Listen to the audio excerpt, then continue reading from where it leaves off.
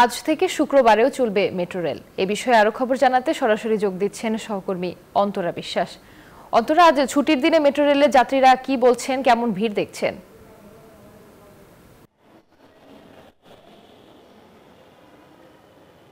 আসলে আমরা যখন দিয়াবাড়ি থেকে মেট্রো স্টেশনে থেকে উঠি তখন আমরা দেখতে পাই যে অগণিত মানুষ সেখানে, মানে তিন ধরনের টাইনায় টিকিট কাটার জন্য লম্বা লাইন এবং মেট্রোতে চড়বার জন্য আসলে দীর্ঘ লাইন ছিল। এবং মেট্রোতে যখন আমরা চড়ি তখনও দেখতে পাই যে অগণিত মানুষ, একেবারে জায়গা নেই, অনেকে প্রথমবারে উঠতে পারেনি। যেহেতু আজকে 3:30টার সময় প্রথম মেট্রো ছাড়লো এই শুক্রবারে, সেজন্য আসলে অনেকেই অপেক্ষা করেছিল এবং তারা যেটি বলছিল যে দীর্ঘ সময় ধরে তারা অপেক্ষা করছিলেন যেন শুক্রবারে মেট্রোটা ছাড়ে, যেন তারা পরিবার পরিজন নিয়ে মেট্রোতে বিভিন্ন জায়গায় যেতে পারেন। কারণ বেশিরভাগ সময় অফিসে যাওয়ার জন্যই মেট্রোটা ব্যবহার করে থাকেন অফিসগামী যাত্রীরা, এমনটি আসলে তারা বলছিলেন। আর আমরা এখন আছি কাজীপাড়া স্টেশনে। তো কাজীপাড়া স্টেশন চালুর জন্য 2,50,000 টাকা খরচ হয়েছে, এটি আসলে কর্তৃপক্ষ আমাদেরকে জানিয়েছে।